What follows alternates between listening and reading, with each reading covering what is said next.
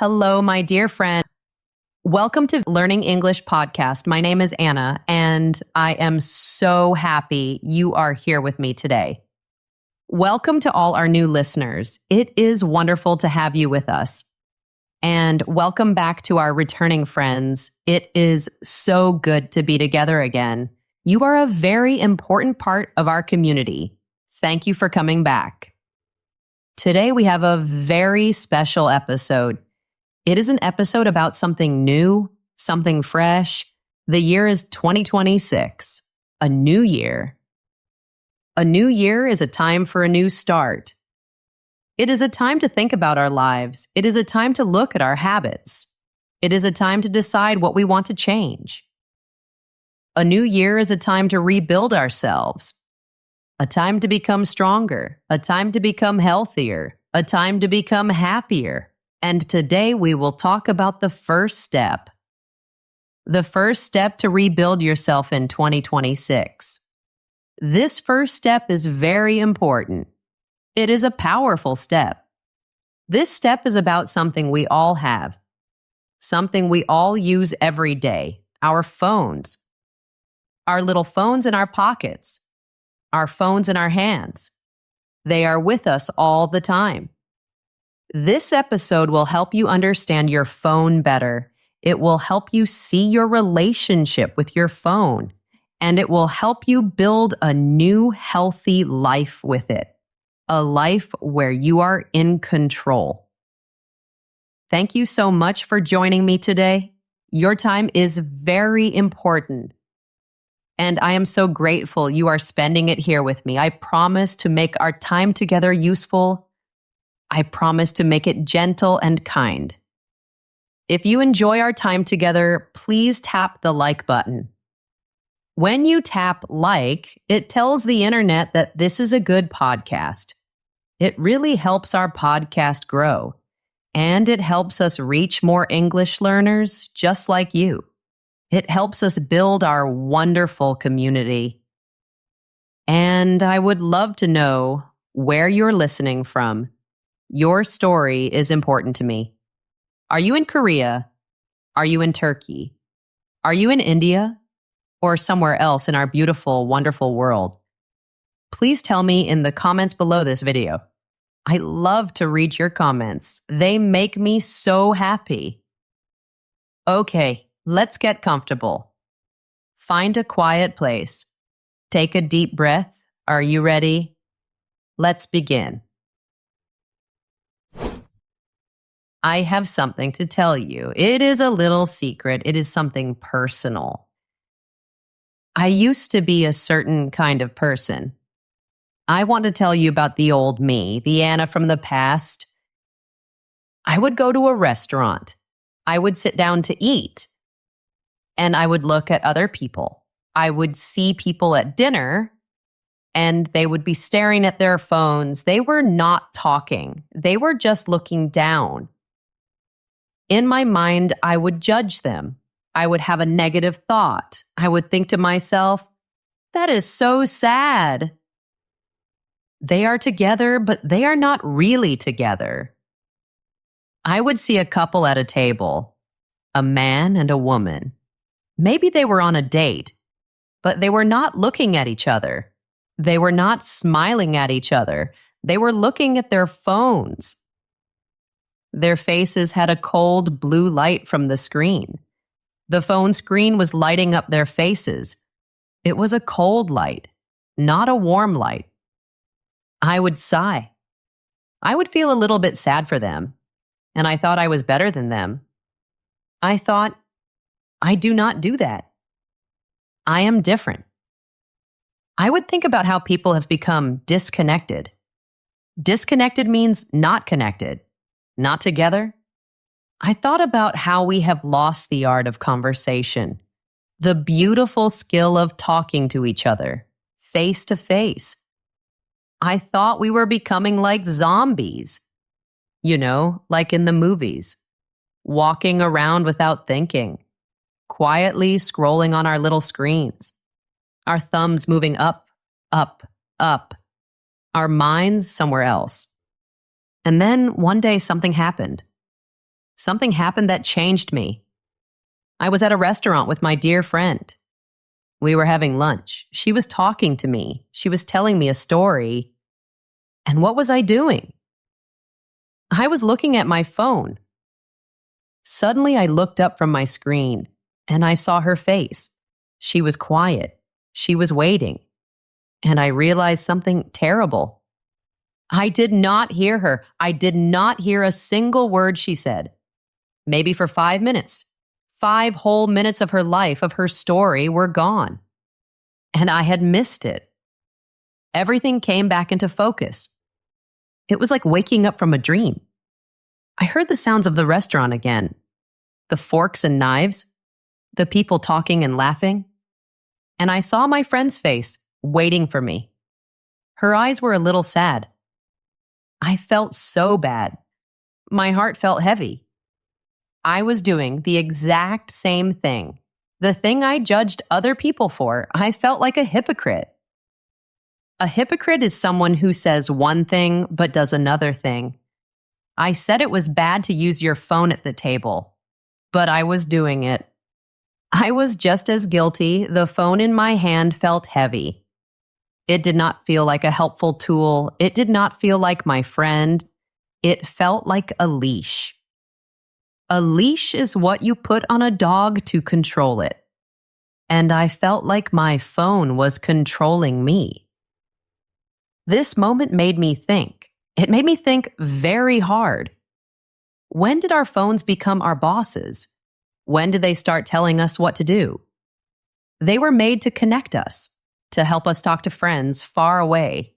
But now they sometimes make us feel alone, even when we are with people we love. So I started to read about this problem. I started to learn more. I wanted to understand what was happening to me, what was happening to all of us. And what I found was scary. It was very, very scary. I learned some numbers that surprised me. The numbers I found are not just numbers, they are stories. They are stories about our lives. They show a global problem, a problem all over the world. It is a crisis of attention. A crisis means a very big problem. Our attention, our focus is in trouble. This problem affects every one of us. You, me, our friends, our families, and we need to talk about it. Section 1. The problem. A crisis of numbers. It is easy to think this is a personal problem. It is easy to think, I just need more self-control. I just need to be stronger. But the problem is much bigger than that. It is a system designed by very smart people. The people who make apps and phones are very intelligent. They know how our brains work, and the size of this problem is very, very big. Let's start with a simple question. I want you to think about your day. How many times do you think you check your phone each day? Just take a guess. Maybe 50 times? Maybe 100 times? What is your number? Some studies in the year 2026 have answers. They studied many people. One study says that people in America check their phones about 186 times a day. 186.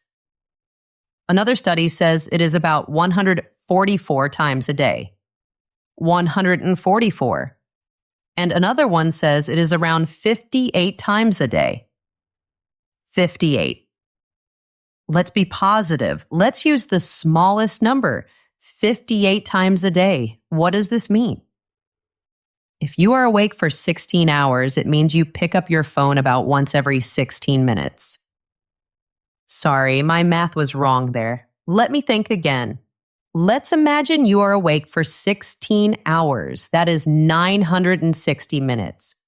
If we check our phone 58 times, that is about once every 16 or 17 minutes. Let me correct that from the original script. Let's use an easier example. If you pick it up about 96 times, it is once every 10 minutes. Let's use the number 58. 58 times a day. Imagine your day. You wake up, you check your phone, you have breakfast, you check your phone, you go to work, you check your phone, you have a coffee, you check your phone 58 times. This means you are breaking your attention all day long. It is not a choice anymore, is it? We do it without thinking. It is a habit. It is a reflex. A reflex is something your body does automatically. Like when a doctor taps your knee with a small hammer, your leg kicks forward. You do not decide to kick. It just happens. Checking our phone is becoming like that. Our hand just reaches for it without thinking, without choosing. Now, what about the total time we spend on our phones? This number is even more shocking. The average person in the world spends about 6 hours and 40 minutes on screens every day. 6 hours and 40 minutes. This includes phones, computers, and televisions. But our phones are the biggest part. In the United States, the number is a little more. It is just over 7 hours. 7 hours a day. Let that number sink in. Let's really think about it. 7 hours. If you sleep for 8 hours a day, that means you are awake for 16 hours. And for 7 of those 16 hours, you are looking at a screen.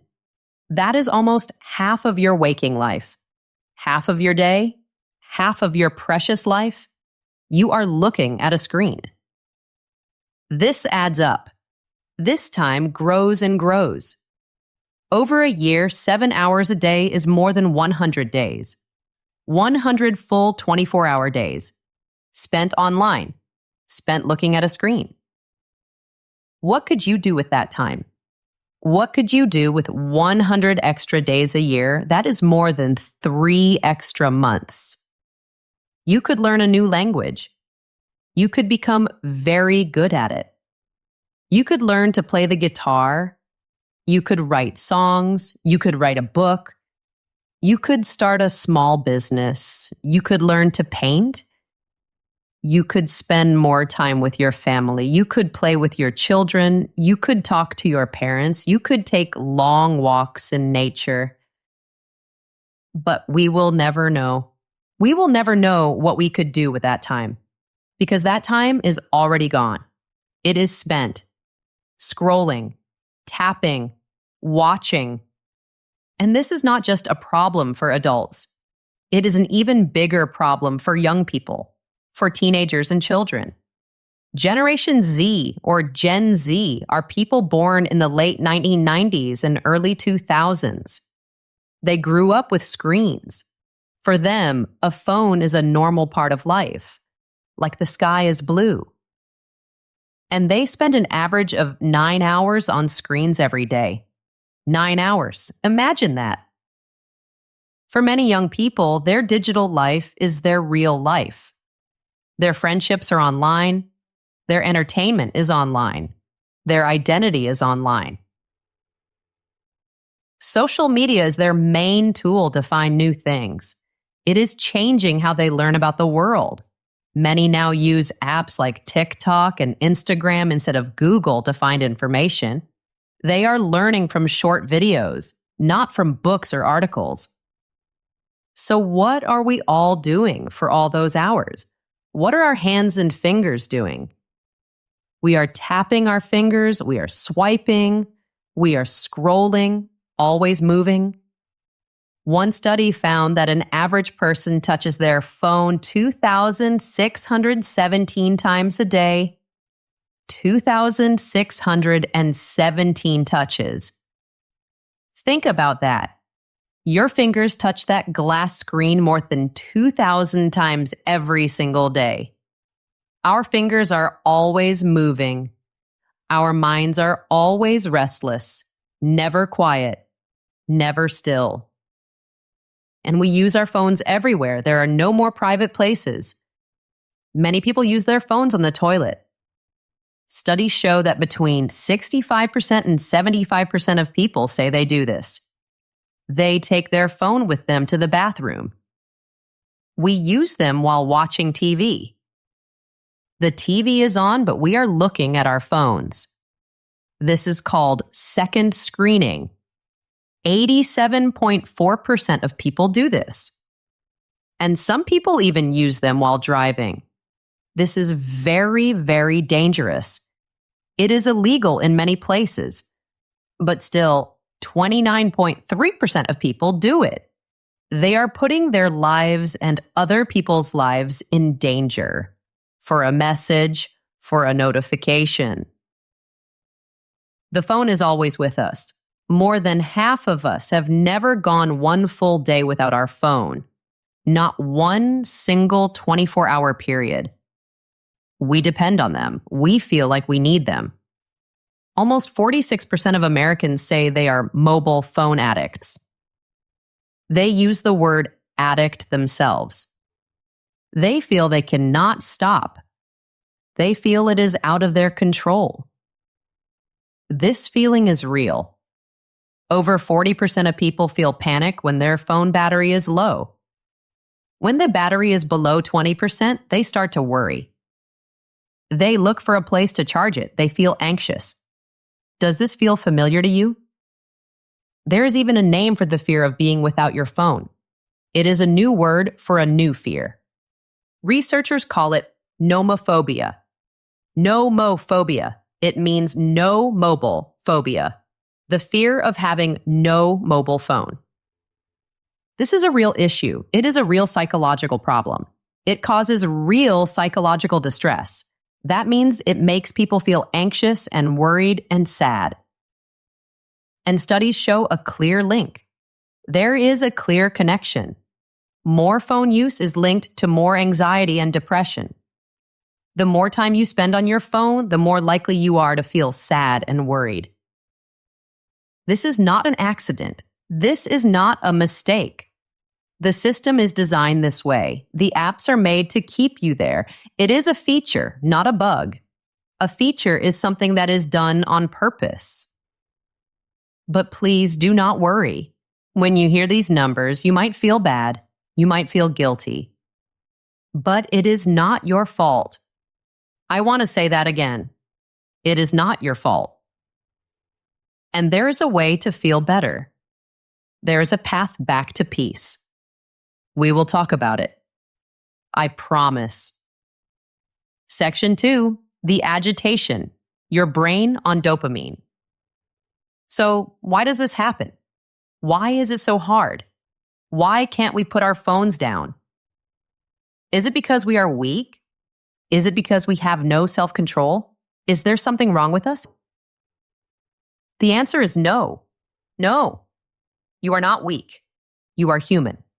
And your beautiful, amazing human brain is being tricked. It is being hacked. The thing that tricks us is very, very small. You cannot see it. It is a chemical in our brain. Its name is dopamine.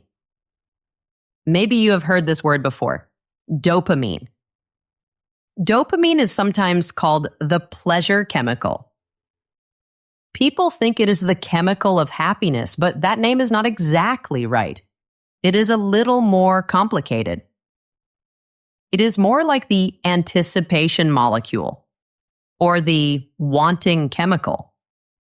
Anticipation means waiting for something good to happen. It is the feeling of excitement before a good thing. Dopamine is released when you anticipate a reward, when you think you are going to get something nice. It is not released when you get the reward. It is the wanting part, not the having part. Dopamine is the chemical that makes you want things. It makes you curious. It makes you seek and explore and search. It is a very important survival tool. It helped our ancestors. Our ancestors are the people who lived thousands of years ago. Dopamine helped them want to find food. It helped them want to find partners. It helped them explore new places.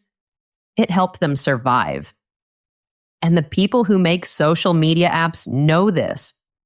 They know all about dopamine. They have studied it. They have perfected the art of using our dopamine system. They use it to capture our attention. Think of it like a slot machine in a casino. A casino is a place with many games to win money. A slot machine is a game with a lever. You put in a coin, you pull a lever, the wheels spin. Spin, spin, spin. You do not know if you will win. Maybe you will win a lot of money. Maybe you will win a little money. Maybe you will win nothing. This feeling of maybe is the magic. This maybe is what makes it so addictive. The reward is not predictable. It is not certain. It is random. And our brain loves maybe. Maybe creates a lot of dopamine. Social media is like a slot machine in your pocket. It is a slot machine you carry with you everywhere. Every time you pull down to refresh your feed, you are pulling the lever of the slot machine. You do not know what you will see. It could be a boring photo of someone's lunch, or it could be a really funny video, or it could be some exciting news about a friend, or maybe, just maybe, someone liked your new photo. Every like, every comment, every share is a small, unpredictable reward. It is a little bit of digital candy for your brain. It gives you a little bit of dopamine, a little feeling of, ooh, something nice happened. And you see that little red circle with a number, the notification bubble on your apps? That red dot is a powerful signal. That is a promise of a reward. It tells your brain, hey, come here. There's something good waiting for you. Your brain cannot resist that promise. It wants to know what the reward is. This creates something called a dopamine loop. A loop is a circle that goes round and round and never stops. Let me explain the circle. First, you feel a little bored or a little anxious. This feeling is the trigger. Then you anticipate a reward. You think, maybe there is a new message for me. So your brain releases dopamine. This dopamine makes you want to check your phone. The wanting is very strong. So you pick up your phone. Then you get the reward. You open the app. You see a like or a new message. You feel a little bit of pleasure, a small bit of happiness. But then something important happens.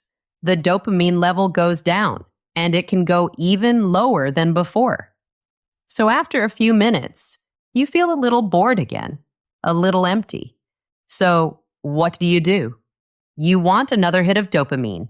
You want that feeling of anticipation again. And you pick up your phone again, the loop starts over. Trigger, anticipation, action, reward. And then the feeling goes away.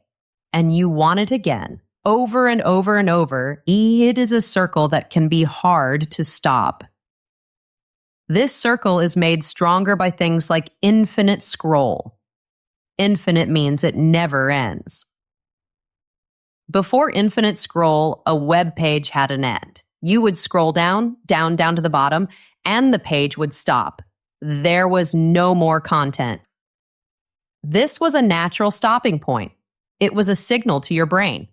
The signal said, you are finished. You could pause and think, okay, I am done. Do I want to see more? Or should I do something else? Infinite scroll removes that stopping point. You scroll, and new content just appears, and appears, and appears. Forever. The content never ends, so your brain never gets a signal to stop. Your brain just wants to see what is next, and next, and next. It is like a famous experiment with a bottomless soup bowl. Bottomless means it has no bottom. In this experiment, some people were given a bowl of soup. They did not know that the bowl had a secret tube at the bottom. The bowl secretly refilled itself from the bottom. So the soup level never went down. The bowl never became empty. What happened? The people with the bottomless bowl kept eating and eating. They ate much more soup than normal people. They ate until they felt sick. They did not realize they were eating so much because the bowl was never empty. The empty bowl is a signal to stop. Without that signal, they did not stop. Our social media feeds are like that bottomless bowl of soup. We keep consuming content. We keep scrolling. We do not have a natural signal to stop. We just keep going until something from the outside world stops us, like a friend calling our name or the alarm for a meeting. Now, there is a darker side to this, a more serious side. It is called doom scrolling. Doom means terrible things are happening, like war or disaster or bad political news. Doom scrolling is when you cannot stop reading bad news. You scroll and scroll and scroll through negative and sad and scary stories. Why do we do this? It seems strange to want to read bad news. But during a crisis, our brains want to know about dangers. It is a survival instinct. It is a very old part of our brain. The part of your brain that feels fear is working hard. It is called the amygdala. It is looking for information to keep you safe. It thinks, if I know about the danger, I can protect myself. But our brains were not made for this. Our brains were not made for a 24-hour news cycle from around the world. Our brains evolved in a time when bad news was about our small village. Maybe a tiger was nearby. That was important, local and short-term information. Now, we get a constant flow of bad news from everywhere, all the time. Our brains are not designed for this. It is too much. When you doom scroll, you fill your body with stress chemicals, like cortisol. Cortisol is the stress hormone. This keeps the fear part of your brain active and awake, and it can make the thinking part of your brain weaker. The thinking part is your prefrontal cortex. This part is at the front of your brain. It helps you make good decisions. It helps you focus. It helps you control your impulses, your sudden desires. So when you are full of stress chemicals, you become more reactive. You are less thoughtful. You just react to things without thinking. You might post an angry comment. You might feel hopeless. And this creates another bad circle, a vicious circle. The more bad news you read, the more stressed you feel. And the more stressed you feel, the more your brain wants to find more information about the danger. So you scroll more. You feel like you are staying informed. You feel like it is your responsibility. But really, you are just filling your mind with anxiety and sadness and fear. This is a real physical thing. Some researchers found that using the internet a lot can actually change our brains. It can mean less gray matter in the thinking part of our brain. Gray matter is the part with all the brain cells. This is very serious. The structure of our brain might be changing. When I learned all this, I felt overwhelmed. Overwhelmed means the feeling is too strong. I felt trapped. I felt like I was in a prison made by my own phone. I was horrified by what my phone was doing to me, what it was doing to my mind, my ability to think, to my relationships with people I love, to the physical shape of my brain. But my whole life is on my phone. My work is on my phone. My friends are on my phone. My bank account, my maps, my photos. Everything is there. I could not just stop using it. I could not just throw it in the river. So I decided to try something different. I did not want to break up with my phone. That felt impossible. I wanted to change our relationship. I wanted to make it a healthy relationship again. I started a 30-day experiment, a challenge for myself. I wanted to get control back. I wanted my phone to be my tool again, not my master. And I want to share what I did with you because I believe you can do it too, and it can change your life. Section 3, the solution. My 30-day experiment. I decided to try a 30-day challenge. I focused on 4 key changes, 4 simple steps. They were simple to understand, but they were not always easy to do. It required effort, but it was worth it. Here are the 4 steps I took. Step 1, the Great Notification Purge. A purge is when you clean out something completely. The first step was the most important. It was the foundation for everything else. I had to control the triggers. I had to stop the phone from calling my name all day. Notifications are the things that pull you back to your phone. They are like someone tapping on your shoulder all day long. Hey, look at me. Hey, something new happened. They are demands for your attention. An app wants you to come back right now. So I did a notification-ectomy. An ectomy is a medical word for when you remove something. Like an appendectomy is removing your appendix. So I removed my notifications. It was like surgery for my phone. I went into my phone settings. I found the notifications section, and I turned off all notifications for all apps. I mean it. All of them. I made only 3 exceptions. 3 apps were still allowed to send me notifications. These were my essential apps. 1. Phone calls. If someone was calling me, my phone would ring. This is important for emergencies. 2. Text messages from people in my contacts. Not from companies, not from strangers, only from people I know. 3. My calendar alerts. For my appointments and meetings, this helps me organize my life. That was it. Everything else was silent. No more banners on my screen. No more little red dots telling me I have unread messages. No more sounds, no more buzzing, no more vibrations. Nothing from Instagram, nothing from Facebook, nothing from email, nothing from the news apps. Silence. The first 2 days were strange. 48 hours of feeling weird. I felt like something was missing. I felt a little anxious.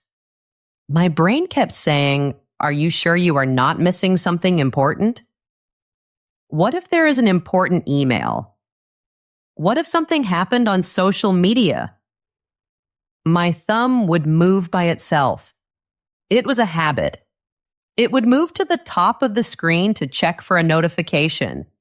But there was nothing there. The screen was empty. I realized something profound. I picked up my phone so many times without thinking at all. It was a pure reaction to a notification sound or a vibration. It was not a choice. But after those first 2 days, something amazing happened. The anxiety started to go away. And it was replaced with silence. A beautiful, peaceful silence. My mind felt quiet. It felt like it was mine again. It was not owned by a dozen different apps anymore. I was not living in a state of constant alert. I was not waiting for the next buzz or beep. When I picked up my phone, it was my choice. It was an intentional choice. It was because I decided to check my email. Not because my phone told me to. This one change was huge. It was incredible. I think it cut my mindless phone pickups by 70%, maybe more. It was the most effective thing I did in the whole experiment. You do not realize how much these little interruptions control your day. Imagine you are trying to read a book in a quiet room. Now imagine in that room there are a dozen people, and they are all shouting your name at random times all day long. Anna, Anna, hey, Anna. It would be impossible to focus. It would be impossible to think. Turning off notifications is like asking everyone in that room to be quiet. You can finally hear your own thoughts. You can finally think clearly. It is a beautiful feeling. Step 2, the grayscale transformation. My next step was to make my phone less exciting.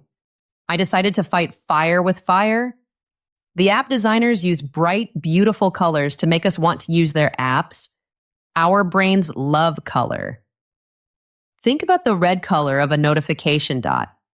It is the color of danger, of importance, of a ripe fruit. Our brain is trained to pay attention to red. Think about the bright blue of a link, or the rainbow colors of Instagram. These colors are exciting to our brain. They promise a reward. So I decided to make my phone as boring as possible. I took away its most powerful weapon, color. I turned on grayscale mode. Grayscale means everything on the screen is in black, white, and shades of gray. No colors at all. Everything. The whole phone. The change was immediate. It was so powerful. My phone used to be a beautiful, magical portal of color, a window into a vibrant world. Now, it was a dull, boring, gray slab of glass. Instagram photos looked sad and uninteresting. A beautiful sunset photo is not beautiful in gray. The bright red YouTube icon was just a boring gray box. Games like Candy Crush are not fun when the candy is the color of concrete. There is no candy to crush.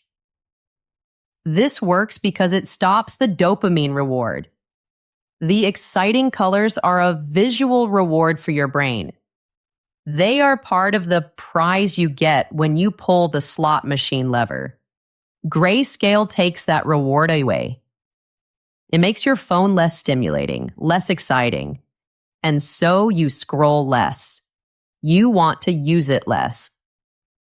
One study found that people who used grayscale mode for just 1 week reduced their screen time. On average, they used their phones for almost 38 minutes less each day. Another study saw a reduction of about 20 minutes a day. Other research shows it can also make you feel less anxious about your phone. It feels less urgent. For me, the grayscale mode was like a constant reminder. It was a sign. Every time I picked up my phone, the lack of color reminded me of my goal. It made me pause and think, why am I picking up my phone right now? Am I picking it up to look for specific information, like a map or a phone number? Or am I just bored? Am I just looking for a little bit of entertainment? A little bit of excitement? In grayscale, the excitement was gone. So the only thing left was the phone's usefulness. It trains your brain to see the phone as a tool, not a toy. Like a hammer or a dictionary. You use it when you need it, and then you put it down.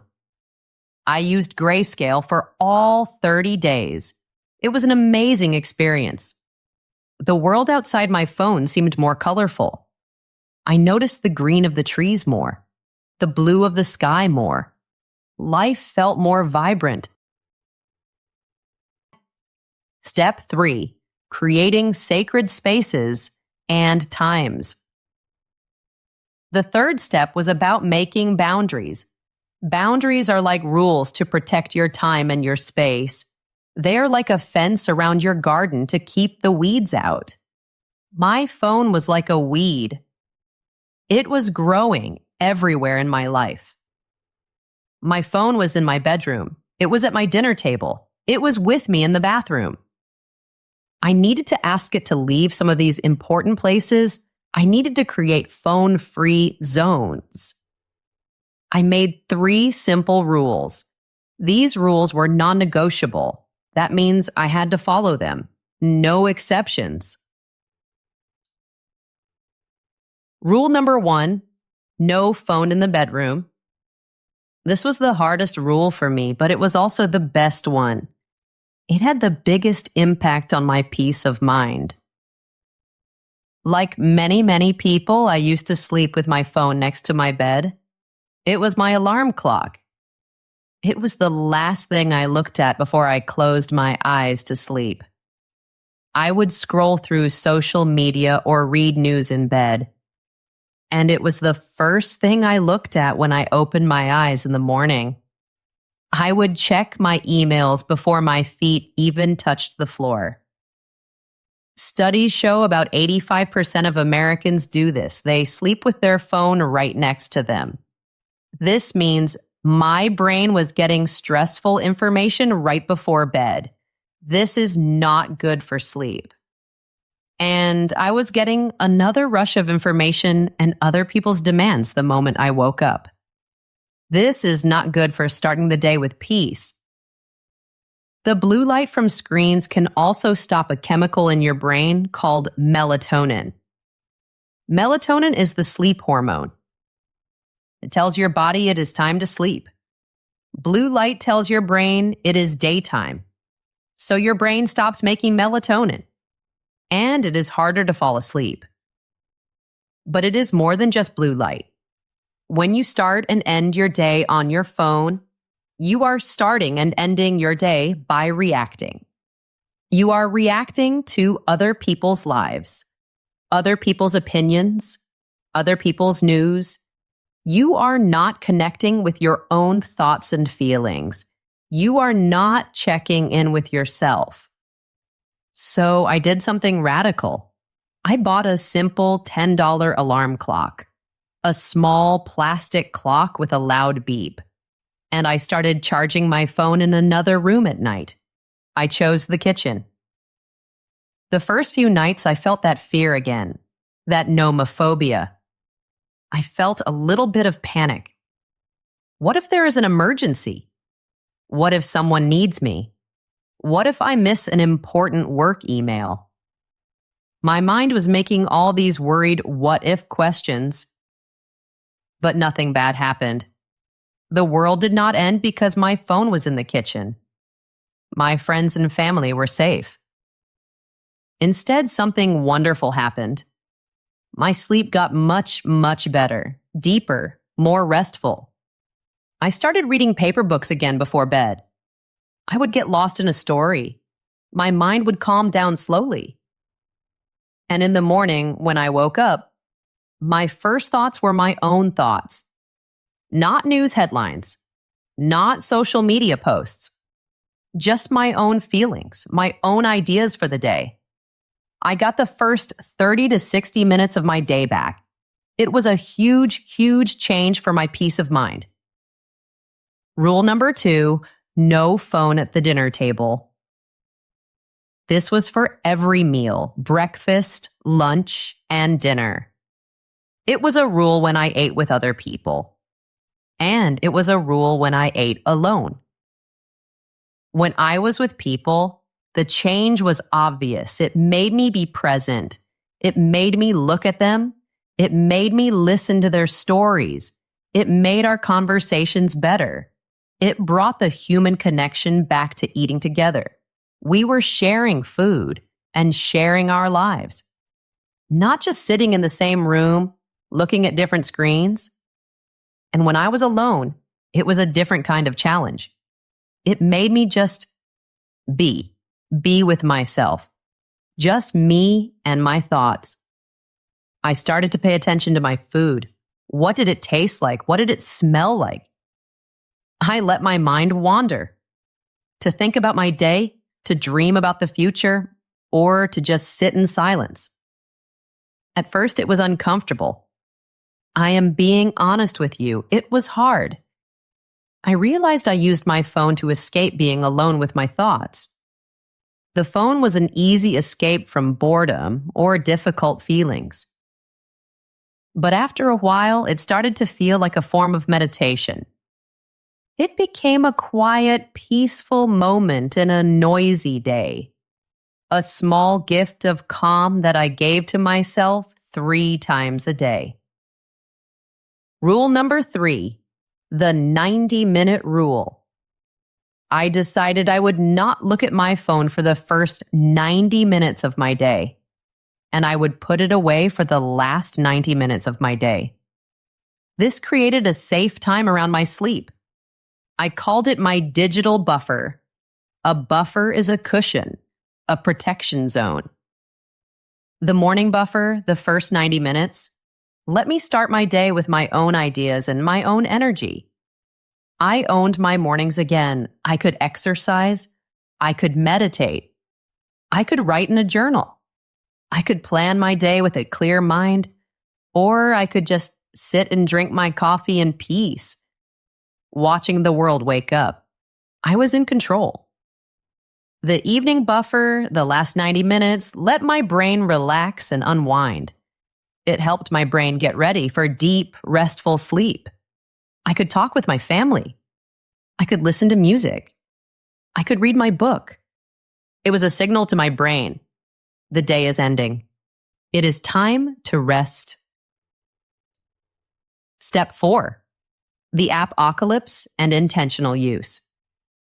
The final step was about changing my mindset and cleaning up my digital home, which is my phone screen. An apocalypse is an event that destroys many things. So I called this the apocalypse, the end of my distracting apps. I went through every single app on my phone, and I asked a hard question for each one. Does this app make my life better, or does it just steal my time?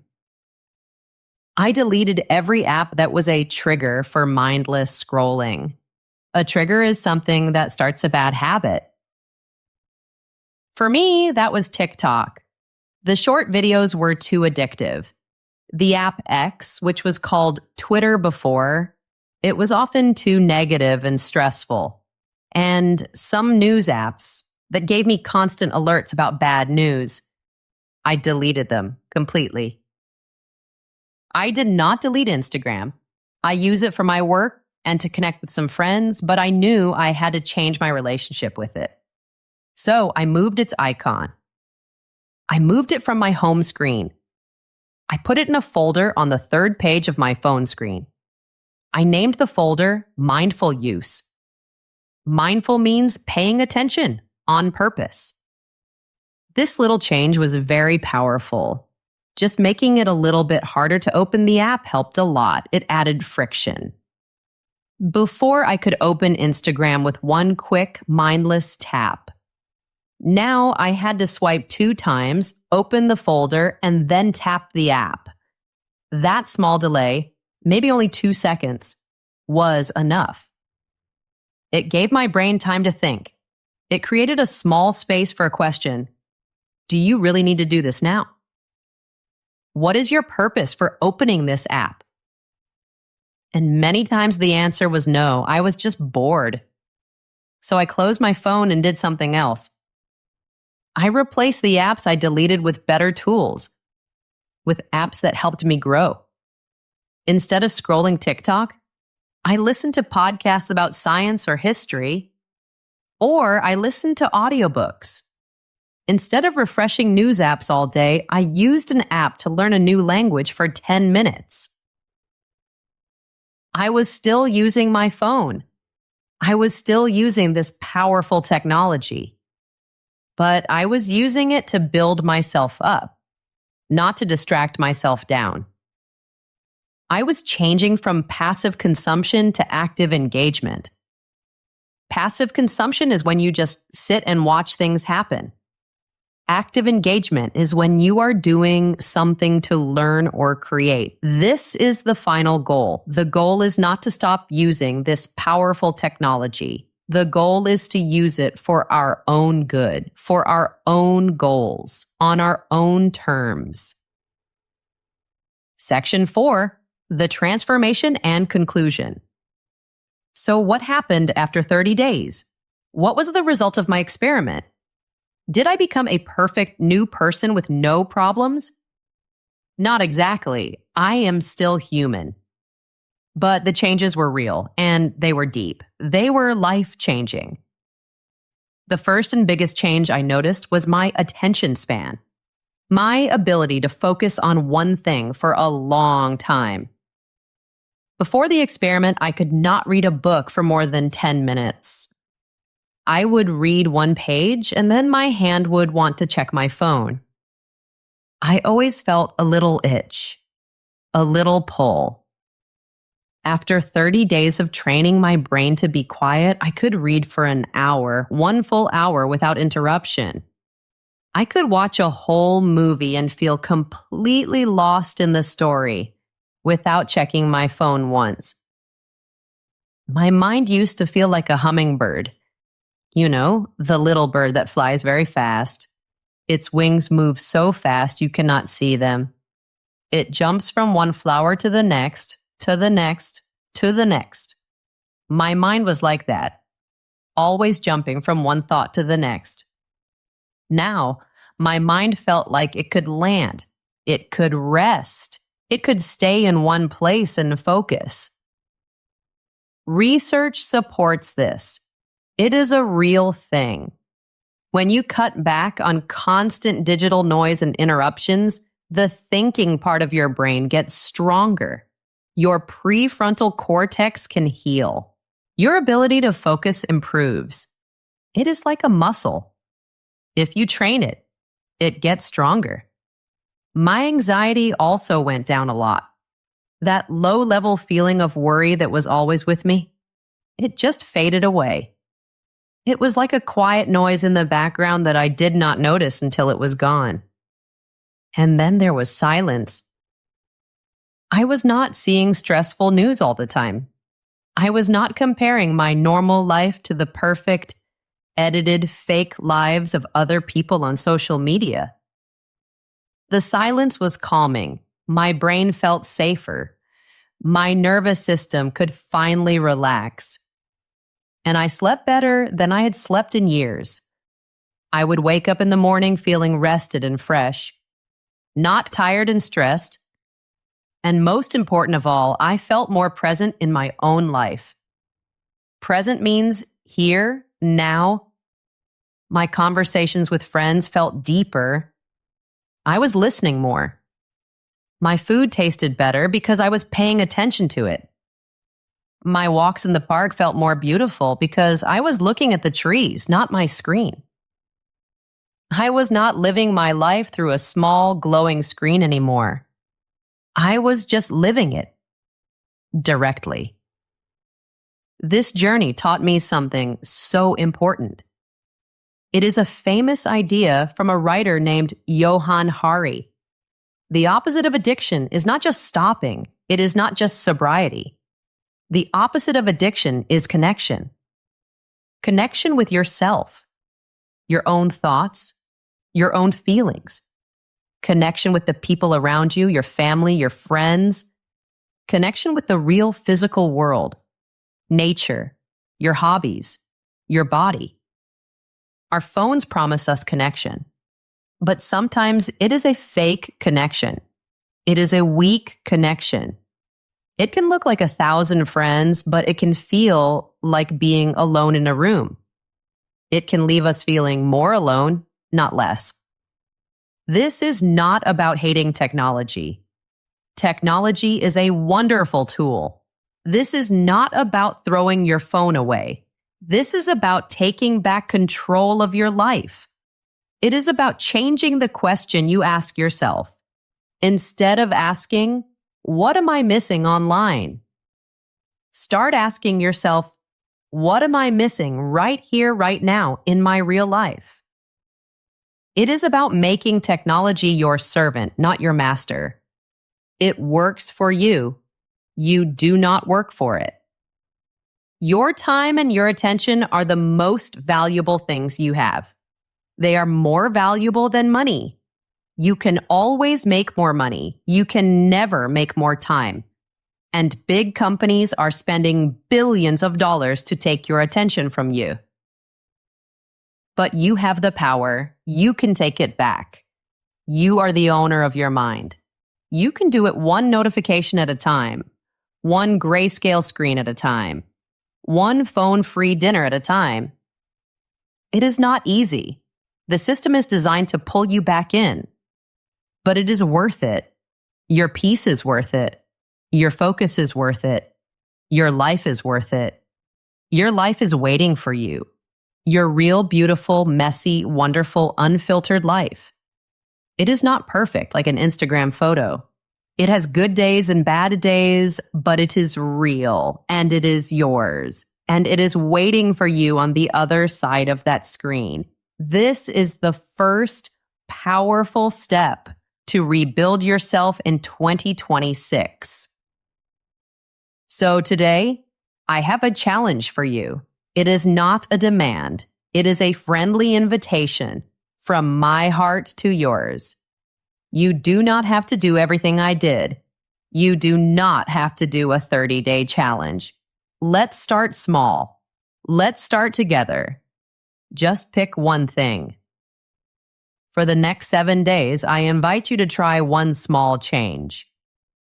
Maybe you can turn off your social media notifications just for 1 week. See how it feels. Or maybe you can try turning your phone to grayscale every evening after dinner.